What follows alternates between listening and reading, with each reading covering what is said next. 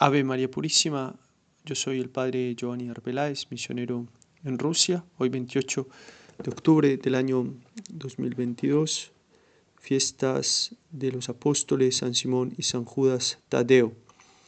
Leemos el Santo Evangelio según San Lucas. En aquel tiempo subió Jesús a la montaña a orar y pasó la noche orando a Dios. Cuando se hizo de día, llamó a sus discípulos, escogió a 12 de ellos y los nombró apóstoles. Simón, al que puso de nombre Pedro, y Andrés, su hermano, Santiago, Juan, Felipe, Bartolomé, Mateo, Tomás, Santiago Alfeo, Simón, apodado el Celotes, Judas, el de Santiago, y Judas Iscariote, que fue el traidor.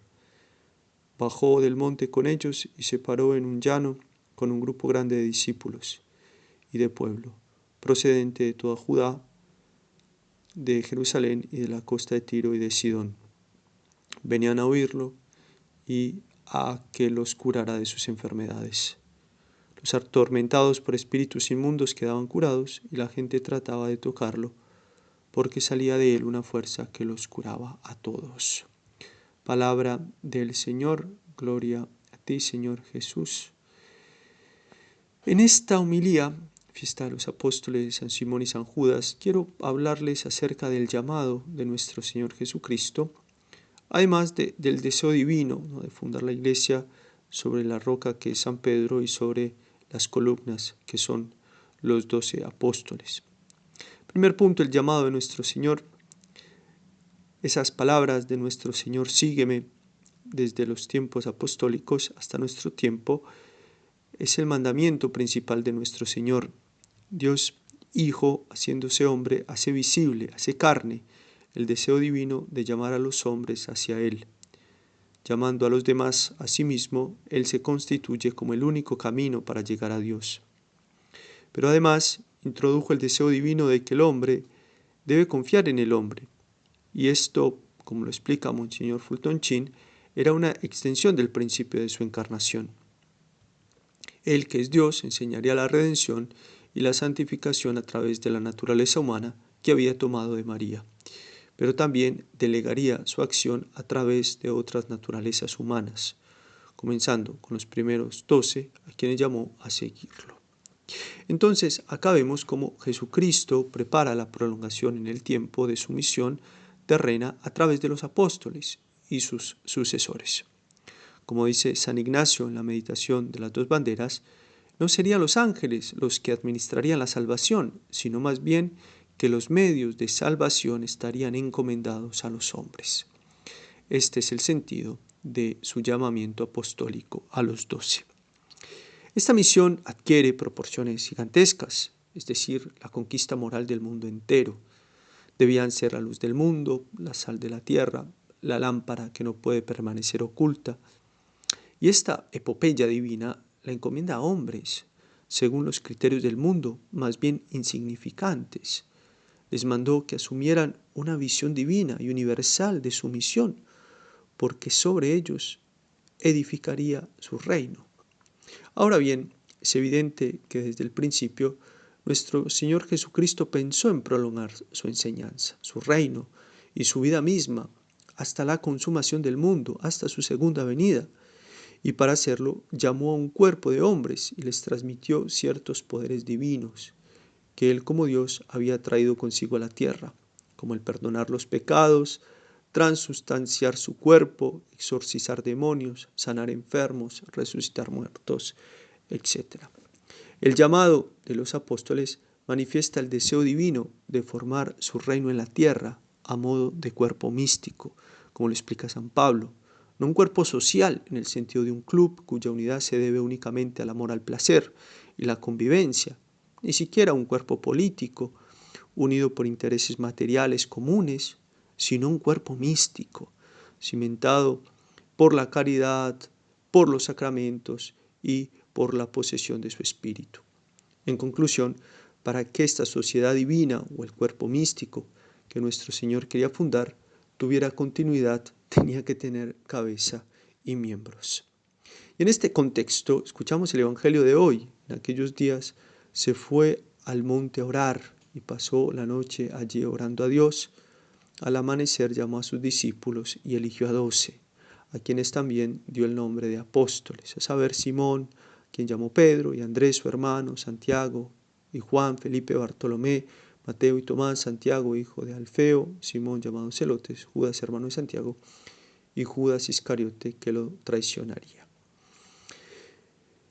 La noche anterior a la elección, nuestro Señor Jesucristo la pasó en la montaña orando para que los que estaban en el corazón del Padre también estuvieran en el suyo. Y al amanecer bajó a donde estaban reunidos los discípulos y llamó uno por uno a los que había elegido. El número 12 es simbólico, ¿no? El libro de Apocalipsis habla de los 12 fundamentos de la iglesia. 12 eran los patriarcas en el Antiguo Testamento, 12 eran las tribus de Israel, 12 eran los espías que exploraron la tierra prometida, 12 eran las piedras en el pecho del sumo sacerdote. Y cuando Judas se fue, la designación de un 12º apóstol se hizo necesaria. En los evangelios, la mayoría de las veces se hace referencia a los apóstoles como los 12, una denominación que se les atribuye 32 veces en el Nuevo Testamento. Cuando nuestro Señor eligió a estos 12, se reveló su intención de prepararlos para una tarea que se cumpliría después de su ascensión y que el reino que vino a fundar no solo era invisible, sino también visible, no solo divino, sino también humano. Y como tercer punto, quiero hablarles un poco de San Simón y San Judas, apóstoles cuya fiesta hoy celebramos. San Judas era pariente de nuestro Señor, se le llama hermano de nuestro Señor. Lo que en arameo y en hebreo este término significa la mayoría de las veces primos o parientes lejanos. Sabemos que María no tuvo más hijos que Jesús. La expresión, por ejemplo, muy conocida, escuchada por todos nosotros en las predicaciones, mis queridos hermanos, e incluso en la liturgia, tan a menudo utilizada, no significa que todos los miembros de la congregación o todos los miembros de una parroquia tienen la misma madre, ¿no? La escritura a menudo usa la palabra hermanos en un sentido amplio, ¿no? Por ejemplo, a Lot se le llama el hermano de Abraham, a quien en realidad era nieto. Labán es llamado hermano de Jacob, pero era su tío. Los hijos de Osiel y Aarón, los hijos de Cis y las hijas de Eleazar son llamados hermanos, pero eran primos. Así son los hermanos de nuestro Señor, este apóstol, ¿no? Junto con Santiago el joven. Probablemente, según algunos estudiosos, eran hijos de Cleofás, que se había casado con una hermana de Nuestra Señora. Judas tenía 3 nombres, como también el mismo nombre que Judas el traidor, siempre se le llama negativamente, no el Iscariote. En la noche de la última cena le preguntó a nuestro Señor sobre el Espíritu Santo. Así lo revela el Evangelio. Judas, no el Iscariote, le dijo: Señor, ¿por qué te vas a manifestar a nosotros sino al mundo? No, Jesús le respondió: el que me ama será fiel a mi palabra, y mi Padre lo amará, iremos a él y habitaremos en él. El que no me ama no es fiel a mis palabras. La palabra que ustedes oyeron no es mía, sino del Padre que me envió. Yo les digo estas cosas mientras permanezco con ustedes, pero el Paráclito, el Espíritu Santo, que el Padre enviará en mi nombre, les enseñará todo y les recordará lo que les he dicho. Estas palabras quedaron tan marcadas en el apóstol que la resume en su carta, ¿no? Judas, servidor de Jesucristo, hermano de Santiago, saluda a los que han sido llamados, a los amados de Dios, el Padre, y protegidos por Jesucristo. Llegue a usted la misericordia, la paz y el amor en abundancia. El otro apóstol de cuya fiesta hoy celebramos es Simón el Celote. Es de los 12 apóstoles uno de los que menos conocemos. El significado arameo de su nombre, celote, significa que formaba parte de un movimiento que usaba la violencia, la fuerza para derrocar el yugo extranjero. Este nombre se le dio antes de que se convirtiera. Permanecía a una hueste de patriotas tan ansiosos por derrotar el gobierno romano que lideraron la revuelta contra César. Puede ser que el Señor lo haya elegido en vista de su puro entusiasmo por una causa, por esa actitud nacionalista que habría tenido lugar antes de que él entendiera el reino en términos de la cruz, ¿no?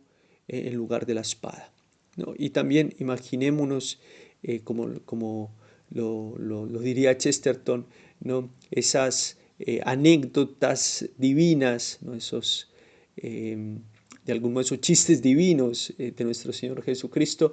Imagínense el apóstol Simón el Celote junto con Mateo el publicano. Uno era un nacionalista extremo, el otro, por el trabajo que ocupaba, era un traidor a su propio pueblo, y sin embargo ambos fueron unificados por Cristo. Ambos incluso sufrieron el martirio por su reino. Pidamos por la intercesión de estos dos grandes apóstoles, por la iglesia, por las cabezas visibles de la iglesia, el Santo Padre, los obispos, los sacerdotes, los diáconos, ¿no? Y todo el pueblo fiel, ¿no? Todos que hacemos parte del cuerpo místico de nuestro Señor Jesucristo, hacemos parte de la iglesia militante acá en la tierra, ¿no? Esperando gozar un día de la iglesia triunfante en el cielo. Por eso, hoy, por intercesión de María Santísima y de estos dos grandes apóstoles, pedimos también de un modo muy especial por el aumento de las vocaciones sacerdotales y religiosas. Ave María Purísima, sin pecado concebida.